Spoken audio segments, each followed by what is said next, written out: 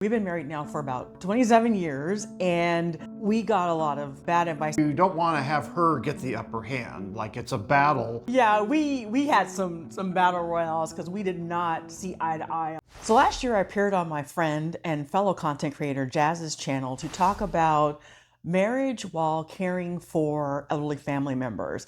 And it got Michael and I to thinking that with this month being our anniversary, why don't we come on and talk about what we learned about being married, how to survive marriage, and also share some of the really bad marriage advice that we received over the years. So without further ado, let's jump in. The first piece of advice that I would give any new couple is that marriage is a democracy, not a monarchy.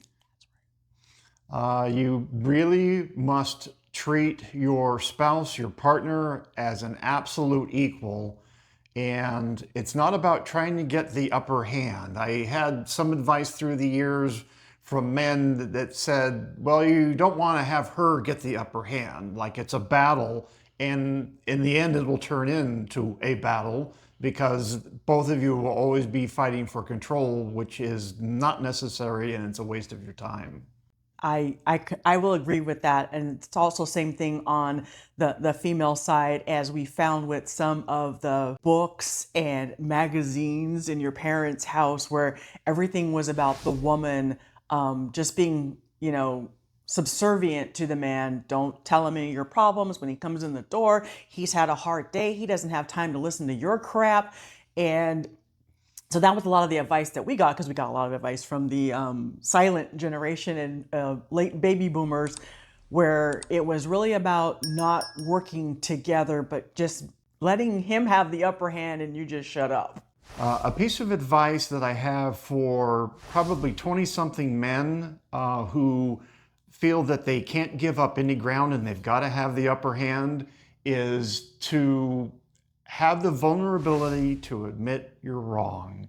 And that's something I've had to learn over time, that it's okay to say, honey, I was wrong, I'm sorry. We've been married now for about 27 years, and we got a lot of, kind of bad advice. And I think one of the ones that people will tell you is marriage is 50-50. And it is not 50-50. It is 100-100. Because if one person gives 50%, and the other person gets 50%, that's 50% that's not actually being given. You got to give 100% your whole body and soul to this marriage in order for it to work. Absolutely. Marriage is work. Some of these roads are very hilly and complex and require a lot of devotion and commitment to your partner. And there are some days where you are tired and you don't feel like giving 100%, and that's when you have to. And I think even in the most mundane moments, you've got to give 100%. When you're taking out the trash, giving 100% is, sure, honey, I'll take out the trash, no problem. Instead of, oh my God, you always ask me to take out the trash. Why don't you take out the trash for once? Because there's creatures outside and I'd rather them bite you than me. I know that's not 100%. Another one that I would say is, and this was not my idea whatsoever, and so I'm going to actually read the entire quote, but 2 years ago, we were on a plane going on our first post-COVID vacation on a plane, and I was watching a Madea movie, and something that she said really hit home. And it was, when we're at the wedding altar, we need to be prepared to say I do to multiple people, not in the polygamy sense, but an understanding that the person we dedicate our heart and life to will certainly look different and may even act different years from now. We are told that saying I do is a commitment, not just to who that person is now, but who they will be in the future too. And, once the plane landed and we talked about it, we had that epiphany that, oh my God, that is so true.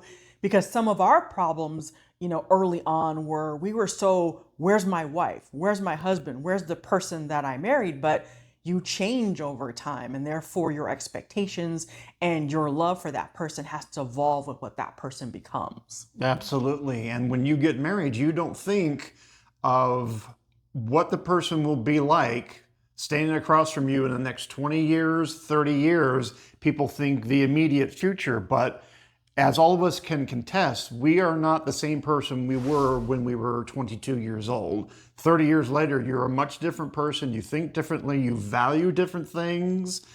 And a marriage has to stand that test of time with that change in attitude and opinions and likes and dislikes. Very, very true. My funny dislike was you couldn't pay me to drink wine when I was in my 20s, and now you can't pay me not to buy a bottle of wine. Exactly. And the other piece is that your spouse will also change their appearance over time. They may color their hair, they may curl it, they may keep it straight. They may lose it. They may lose their hair, exactly. And you have to be accommodating and accepting of all those changes, including the gray hair, including the wrinkles, including additional weight, all of it. And we see so often in society with celebrities, they get married for maybe 3 months and then they call it quits and marry someone else. And that's not what it's about. It's about a much deeper understanding and a much deeper relationship with a person, despite all the changes in life. And that just helps the relationship to grow much stronger. Yeah, it's about choosing to stay married, choosing to stay in that relationship, and doing the hard work. Because when we were getting married, no one ever said marriage was work. I wish someone would have told me that. It wouldn't have changed it. It would have at least just changed my expectations going into it. Absolutely. Absolutely. Another piece of advice is to respect your partner equally and even greater than yourself. Put your partner's needs above your needs. That has taken me a long time to fully grasp that concept and think about your partner more than you think about yourself. Because quite often we are creatures of habit and we think about all the things that we want to do and places we want to go. And how you position that to your spouse makes really, it's a big difference. Say, for example, you like to go to the tractor pull, for example. And instead of telling your spouse, well, we're going to go to the tractor pull today, you should really position it in a respectful manner, which is, would you like to go to the tractor pulls with me today? No.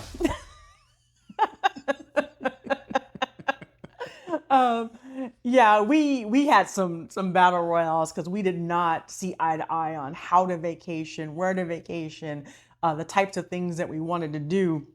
And we had to learn that, well, okay, first you can separate. You don't have to do everything together. But when you're trying to do these family vacations, it can't always be one-sided. Someone's always going to lose, and then that's just going to cause a lot of resentment.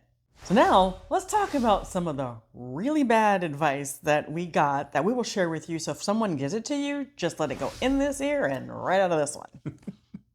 The piece of bad advice that I received was don't go to bed angry. And while in some cases that may seem like a logical thing to achieve, in some cases you will have a difference of opinion. I would say everyone fights, everyone argues, everyone has a difference of opinion, but it's how you argue and how you fight that makes the biggest difference. And really trying to respect the other person's position and learn from it, trying to learn why they have a difference of opinion, and to really respect that opinion will go a long way to improving the relationship between the two of you. You may go to bed angry, but in the morning, rethink it and say, you know what, let's revisit your opinion on that particular subject again. And I really want to understand where you're coming from so that we can see eye to eye on this particular topic. And my piece of bad advice came from a member of the silent generation. And I have a lot of videos about the silent generation and how they just do everything to keep the peace. So you can imagine what I was told. And so I was told was, he doesn't have to know every time that he's wrong. I can keep it to myself. And I stuffed a lot of times when I just wanted to say, what the heck is wrong with you? No, that is not right. No, we're not doing that. Are you crazy? And stuffed that and really gave myself a lot of stress and anxiety because I wasn't voicing what was bothering me. I was keeping it all stuffed inside. So guess what? None of my needs are getting met. And it just, caused this rift. So If anyone tells you just keep it to yourself and keep the peace, you tell them no, you're going to go ahead and let that out and have a conversation instead of holding it inside and then blowing up like a volcano because you stuffed so much. And then all of a sudden that pressure builds up and you can't take it anymore. And something as tiny as, someone left the carton of milk on the counter for 5 minutes blows up into, that's it, I want a divorce, I can't take this anymore. So just use common sense when you are getting advice from other people about your relationship, because that's the ultimate term. It's your relationship. You want to make sure that you are listening in a manner to make sure that the advice you take in really makes sense for your situation. And if it doesn't make sense for your situation, then ignore it, because the only people who know you two are you two. So that's our advice of what we've learned over 27 years of marriage. Drop me a comment below and let me know what is some of the advice that you'd also share with people. If you made it this far with us, thank you so much for watching. See you in the next video.